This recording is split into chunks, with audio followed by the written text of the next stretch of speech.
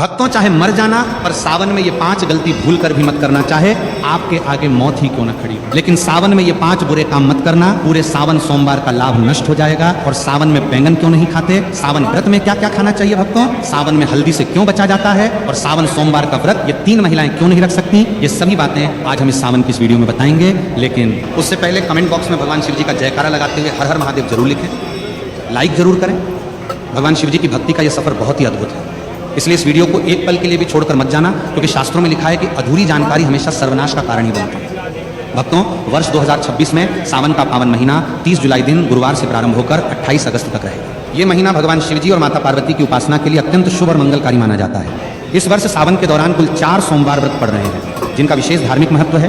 पहला सावन सोमवार व्रत 3 अगस्त को मनाया जाएगा, दूसरा सोमवार 10 अगस्त को, तीसरा 17 अगस्त को और सावन का चौथा तथा अंतिम सोमवार व्रत 20 अगस्त को होगा। सावन का समापन 28 अगस्त 2026 को हो रहा है, जो कि रक्षाबंधन का पर्व है। इसी दिन बहनें अपने भाइयों की कलाई पर रक्षा सूत्र यानी राखी बांधकर भाई बहन के अटूट प्रेम और विश्वास के त्योहार को मनाएंगी। सावन का पहला दिन यानी 30 जुलाई भगवान श्री हरि विष्णु की कृपा प्राप्ति के लिए भी बहुत दुर्लभ और शुभ संयोग लेकर आ रहा है। पौराणिक मान्यताओं के अनुसार सावन के पूरे महीने में शिव भक्त शिवलिंग पर जल और बेलपत्र अर्पित करके सुख समृद्धि सौभाग्य और दीर्घायु का आशीर्वाद प्राप्त करते हैं। ये समय सुहागी महिलाओं के लिए अखंड सौभाग्य के नियमों का पालन करने और मंगला गौरी व्रत के माध्यम से पति की उन्नति की कामना करने के लिए सबसे बेहतर माना गया है। अतः 30 जुलाई से शुरू होने वाले इस पवित्र माह में श्रद्धा, नियम और पूर्ण सात्विकता के साथ महादेव की शरण में जाकर कोई भी भक्त अपनी हर मनोकामना पूरी कर सकता है। सावन का महीना कोई साधारण महीना नहीं, ये ब्रह्मांड के रचयिता, पालनकर्ता और संहारक साक्षात देवों के देव महादेव का काम है। हमारे हिंदू पंचांग के अनुसार जब भगवान विष्णु आषाढ़ मास की देवश्रेणी एकादशी को 4 महीनों के लिए योग निद्रा में चले जाते हैं और पाताल लोक की ओर प्रस्थान करते हैं, तब पूरी सृष्टि पर एक पल के लिए अंधकार छा गया।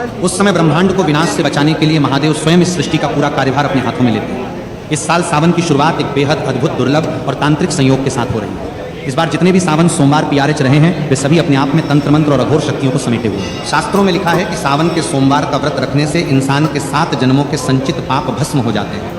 जो कुंवारी कन्याएं इस व्रत को रखती हैं तो उनकी कुंडली के सारे ग्रह दोष शांत हो जाते हैं और उन्हें साक्षात शिव जैसा ही वर प्राप्त होता है। जो विवाहित महिलाएं इसे रखती हैं तो उनके सुहाग पर आने वाली अकाल मृत्यु और यमराज की छाया भी दूर भाग जाती है। लेकिन याद रखिए, सावन सोमवार की पूजा जितनी सरल और मनमोहक दिखती है, इसके अदृश्य नियम उतने ही खतरनाक और भयानक है। यदि कोई व्यक्ति बिना नियमों को जाने केवल समाज को दिखाने के लिए या अहंकार में यह व्रत रखता है, तो उसे पुण्य की जगह महादेव के तीसरे नेत्र के क्रोध का सामना करना पिया रख सकता है। शिवलिंग पर जल चढ़ाने का वो भयानक सच जो कोई नहीं। जब हम सावन के महीने में शिव मंदिर जाते हैं तो हमारी आदत होती है कि हम जल का लोटा लेकर सीधे शिवलिंग की तरफ द्वार पड़ते हैं, लेकिन यहीं पर लोग अपने जीवन की सबसे बड़ी आत्मघाती और विनाशकारी गलती कर बैठते हैं। बहुत से लोग मंदिर के अंदर बने नल, कुएं या शिवालय के प्रांगण में लगे हुए वाटर फिल्टर से ही जल भर लेते हैं और उसे शिव जी पर चढ़ा देते हैं। शास्त्रों के अनुसार यह घोर अपराध और वर्जित कर्म माना गया है, जिसे पराया जल या चोरी का जल कहा जाता है। मंदिर का जल केवल वहाँ के पंडित, पुजारी या उस प्रांगण में रहने वाले सेवादारों के लिए होता है, क्योंकि वो मंदिर परिसर ही उस पुजारी का घर होता है। यदि आपका घर मंदिर की सीमा से बाहर है तो आपको हमेशा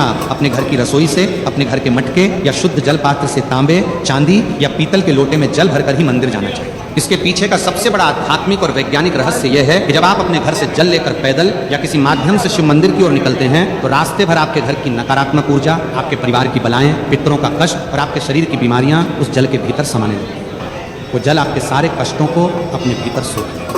जब आप उस जल को शिवलिंग पर अर्पित करते हैं तो महादेव आपके उन कष्टों को स्वीकार करके उन्हें अपने गले के विष की तरह भस्म कर देते हैं।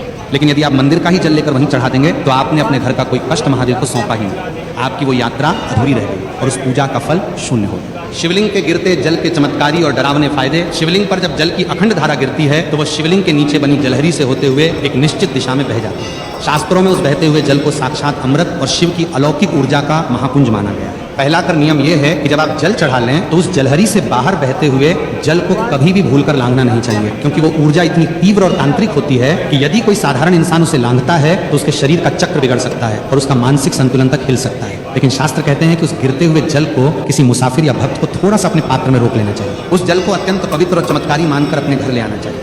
यदि आपके घर में किसी छोटे बच्चे को या किसी बड़े बुजुर्ग को बहुत तेज बुखार आ गया हो, जिस पर डॉक्टरों की दवाइयां भी काम करना बंद कर चुकी हो, तो इस दिव्य जल के कुछ छींटे उस बीमार व्यक्ति के ऊपर मार दें या उसे 2 बूंद ये जल पिलाएं। आप अपनी आंखों से देखेंगे कि महादेव की कृपा से वो भयंकर और जानलेवा बुखार भी मिनटों में गायब हो। इतना ही नहीं, यदि किसी व्यक्ति की आंखों में हमेशा कीचड़ जाता हो या आंखें लाल रहती हो या जलन होती हो या उम्र के साथ आंखों की रोशनी धुंधली पड़ती जा रही हो, तो इस जल को सुबह सुबह अपनी आंखों पर पलकों के पास लगाना शुरू करें। धीरे धीरे आंखों का सारा भयंकर विकार दूर हो जाएगा और आपकी आंखों की रोशनी इतनी तेज होने लगेगी कि बरही से बरही बीमारी महादेव की कृपा से पूरी तरह साफ और चमकदार महाउपाय बेल की जरेज का ताबीज, तंत्र काट और खान पान का करहा पहन। अब हम बात करेंगे कि घर के आंगन में जल छिड़कने का भयंकर तांत्रिक रहस्य शिवलिंग से लाए गए उस बचे हुए जल को केवल पीना ही नहीं है, बल्कि इसका एक ऐसा प्रयोग है जो बड़े बड़े तांत्रिकों के होश उड़ देता है। यदि आप इस जल को अपने घर के आंगन में, घर के चारों कोनों में, तिजोरी के पास और मुख्य द्वार पर छिड़कते हैं तो आपके घर के आसपास मंडराने वाली भयंकर से भयंकर अदृश्य शक्तियाँ, भूत प्रेत, अतृप्त आत्माएं और नकारात्मक बाधाएं चीखते हुए उस स्थान को हमेशा के लिए छोड़कर भाग जाते हैं। अगर किसी दुष्ट व्यक्ति ने या आपके दुश्मन ने आपके घर पर कोई टोना टोटका, मूठ करनी या तांत्रिक क्रिया की होगी जिसके कारण आपके घर में बीमारियां और कंगाली रहती हैं, तो शिवजी के इस चरणामृत के स्पर्श मात्र से वो तंत्र उसी क्षण उल्टा घूमकर करने वाले पर वार कर देता है। घर की सुख शांति जो सालों से गायब थी वो वापस लौट आएगी और घर में बरकत होने लगेगी। लेकिन एक डरावनी चेतावनी याद रहे कि इस जल को कभी भी पैर नहीं लगना चाहिए और ना ही इसे किसी गंदे या अशुद्ध स्थान पर रखना चाहिए और ना ही इसे बाथरूम के आसपास ले जाना चाहिए, अन्यथा इसके परिणाम बहुत ही भयानक और विनाशकारी हो सकते हैं। जल और दूध में क्या मिलाकर चढ़ाएं और धतूरे का गुप्त गणित भोलेनाथ को प्रसन्न करने के लिए केवल सादा जल ही काफी है, क्योंकि भोले बाबा आशुतोष हैं। लेकिन यदि आप अपने जीवन की किसी विशेष और बहुत पुरानी और अधूरी मनोकामना को पूरा करना चाहते हैं तो जल में कुछ विशेष गुप्त वस्तुएं मिलाना अनिवार्य है। सावन के महीने में यदि आप शिवलिंग पर गन्ने का ताजा रस या जूस चढ़ाते हैं तो माता लक्ष्मी जी आपके घर में साक्षात बंध जाती है और दरिद्रता कितनी भी बड़ी हो या कर्ज का पहाड़ कितना भी ऊंचा हो, वो महादेव के सामने घुटने टेक देता है। यदि आपको लगता है कि आपके घर में पितृदोष है या राहु केतु की महादशा चल रही है या बनते काम एन वक्त पर बिगड़ जाते हैं, तो जल के अंदर थोड़े से काले तिल मिलाकर AUM नमः शिवाय का 108 बार जाप करते हुए शिवलिंग पर अर्पित करें। अब बात करते हैं शिवजी के सबसे प्रिय और खतरनाक फल धतूरे की। लोग अनजाने में पैरों से तोड़कर जितने मर्जी धतूरे शिवलिंग पर सजा देते हैं, जो कि पूरी तरह गलत और वर्जित है। शास्त्रों के अनुसार शिवलिंग पर धतूरा को हमेशा विषम संख्या में ही चढ़ाना चाहिए, जैसे कि केवल 1, 3 या 5 धतूरे। असल में इंसान के भीतर छिपे काम, क्रोध, लोभ, मोह और अहंकार का प्रतीक है। जब आप विषम संख्या में धतूरा चढ़ाते हैं तो आप अपनी इन मानसिक बुराइयों और जहर को महादेव के चरणों में सौंप रहे होते हैं। इसके साथ ही सावन में पंचामृत का भोग लगाना चाहिए, जिसमें शुद्ध गाय का कच्चा दूध, गाढ़ा दही, घर का निकाला हुआ घी, शुद्ध शहद और मिश्री की शक्कर शामिल है। यह सभी सामग्री शिवजी को तृप्त करती है। लेकिन याद रखें कि पंचामृत में कभी भी बाजार की डिब्बा बंद या मिलावटी चीजों का इस्तेमाल भूल कर भी न करें। व्रतधारियों के लिए तो दूध पीने की सख्त मनाही का वैज्ञानिक और धार्मिक सच सावन के महीने में व्रत रखने वाले भक्तों को एक ऐसी गुप्त बात का ध्यान रखना चाहिए जो अक्सर लोग अनदेखा कर देते हैं और बाद में पछताते हैं। यदि आपने सावन सोमवार का व्रत रखा है या पूरे सावन के नियम का पालन कर रहे हैं तो आपको भूल कर भी दूध का सेवन नहीं करना चाहिए। इसके 2 बहुत बड़े और ठोस कारण हैं। पहला कारण पूरी तरह धार्मिक। सावन के महीने में दूध पूरी तरह से भगवान शिव को समर्पित होता है, क्योंकि समुद्र मंथन के समय निकले विष के कारण उनके कंठ में जो भयंकर जलन हो रही थी उसे शांत करने के लिए सभी देवताओं ने उन पर दूध और जल चढ़ाया। जो चीज़ सीधे भगवान को अर्पित की जा रही हो उसे व्रतधारी स्वयं ग्रहण नहीं कर सकता, इसे उच्चिष्ट या दोष माना जाता है। दूसरा कारण वैज्ञानिक और डरावना है। सावन में चारों तरफ भारी वर्षा होती है, जिससे जमीन पर अजीबोगरीब की माकोर है फंगस और जहरीली घास उगाती है। जब गाय और भैंस इस घास को चरती हैं तो वो विषैला तत्व उनके दूध में भी आ जाता है। सावन के दिनों में इंसान की जठराग्नि यानी पाचन शक्ति बहुत कमजोर होती है, इसलिए इस समय दूध पीना साक्षात पेट की भयंकर बीमारियों और विष को न्योता देना।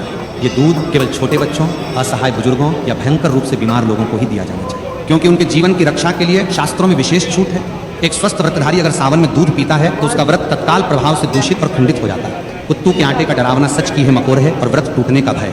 व्रत के दौरान लोग फलाहार के नाम पर कुत्तू के आटे की पूरियां, पकौड़ियां, पराठे या हलवा भरे चाव से खाते हैं और सोचते हैं कि उन्होंने बहुत पवित्र भोजन किया। लेकिन क्या आपको पता है कि बाजार में मिलने वाले कुत्तू के आटे में एक ऐसा डरावना रहस्य छिपा है जो आपके व्रत को पूरी तरह नष्ट करके आपको नरक का भागी बना सकता है। कुत्तू का आटा काफी समय पहले पीसकर बोरियों में बंद करके रखा जाता है, जिसके कारण नमी पाकर उसके भीतर बहुत ही बारीक, सूक्ष्म और छोटे छोटे कीड़े मकोड़े पैदा हो जाते हैं, जिन्हें बिना गौर किए नग्न आंखों से देखना नामुमकिन सा होता है। यदि आप बाजार से पैकेट या खुला आटा लाकर बिना उसे अच्छी तरह जांचें और बिना बहुत बारीक छलनी से छाने सीधे तेल में तलकर इस्तेमाल कर लेते हैं तो अन्न जाने में आप उन सैकड़ों जीवित जीवों और कीड़ों को भी पकाकर खा जाते हैं। शास्त्रों में साफ साफ लिखा है कि व्रत के दौरान यदि आपके पेट में एक भी कीड़ा या जीव चला गया तो वो मांस भक्षण यानी मांस खाने के बराबर माना जाता है। जैसे ही आपने अनजाने में भी उस मांस रूपी की को खाया तो आपका व्रत उसी क्षण पूरी तरह टूट गया और आपको व्रत के पुण्य की जगह जीव हत्या का भयंकर पाप लग गया और आपका मानस पूरी तरह अपवित्र हो गया। इसलिए जब भी कुत्तू के आटे का प्रयोग करें, लेकिन उसे पहले धूप में सुखाएं और बारीक छलनी से 3 बार छानें और पूरी तरह आश्वस्त होने के बाद।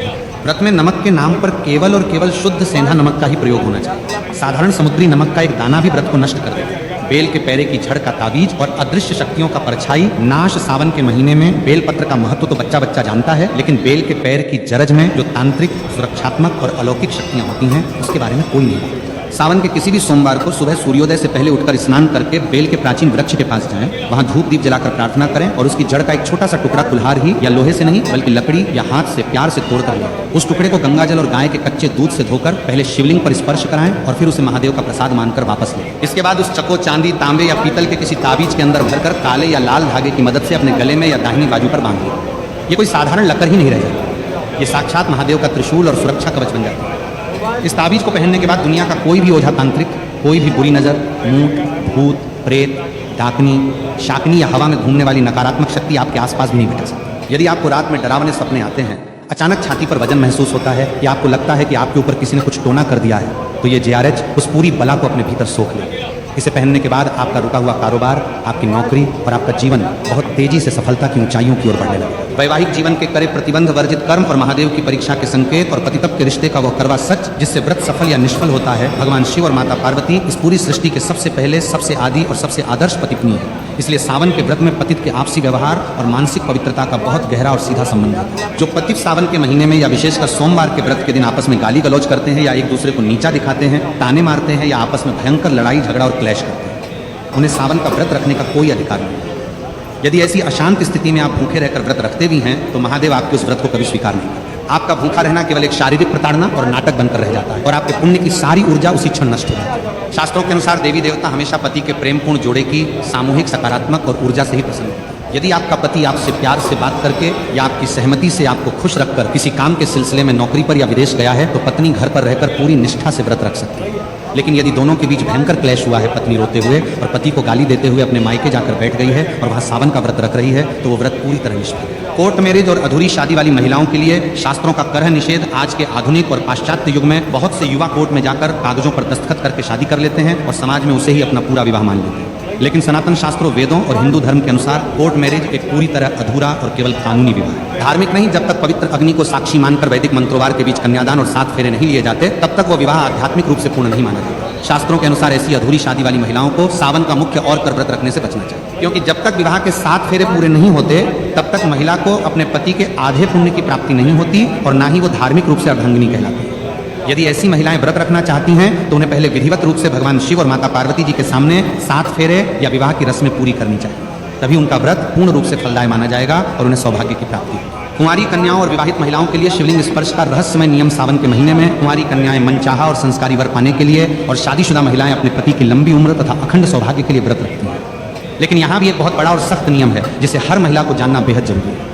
कुंवारी कन्याओं को पूजा करते समय भूलकर भी शिवलिंग का सीधा स्पर्श नहीं करना चाहिए। इसके पीछे का रहस्य बहुत ही गहरा है। शिवलिंग साक्षात महादेव की निराकार, अनंत और अत्यंत तीव्र ऊर्जा का केंद्र है। कुंवारी कन्याओं का शरीर और उनकी आंतरिक ऊर्जा इस तीव्र ब्रह्मांडीय प्रभाव को सीधे संभालने के लिए तैयार नहीं होती, जिससे उनके जीवन में अनजाने में मानसिक अशांति या स्वास्थ्य संबंधी समस्याएं आ सकती हैं। कुंवारी कन्याओं को हमेशा माता पार्वती की मूर्ति या शिवलिंग के नीचे बनी जलहरी का स्पर्श करना चाहिए और दूर से ही जल अर्पित करना चाहिए। इसके विपरीत जो महिलाएं विवाहित हैं, जिनका वैदिक विवाह पूर्ण हो चुका है, वे शिवलिंग का स्पर्श कर सकती हैं, उसे अपनी उंगलियों से चंदन भी लगा सकती हैं और उसकी अच्छे से सेवा कर सकती हैं। इन नियमों का पालन न करने से पुण्य की जगह दोष लग जाता है। सावन में मिलने वाले वो डरावने संकेत जो बताते हैं कि महादेव आपसे प्रसन्न हैं, जब आप पूरी निष्ठा कर नियमों और शुद्ध अंतःकरण के साथ सावन का व्रत रखते हैं तो महादेव आपकी परीक्षा भी लेते हैं और साथ ही साथ आपको कुछ ऐसे दिव्य और अलौकिक संकेत देते हैं जिन्हें देखकर कोई भी साधारण इंसान डर के मारे कांप उठेगा। यदि सावन के महीने में अचानक आपके घर के भीतर बेडरूम में या आंगन में कोई चमकीला काला नाग दिखाई दे या नाग नागिन का जोड़ा मस्ती करता हुआ दिखे तो घबराकर चीखे मत, भागे मत और ना ही किसी लाठी से उसे कोई नुकसान पहुंचाए। ये इस बात का बेहद खतरनाक,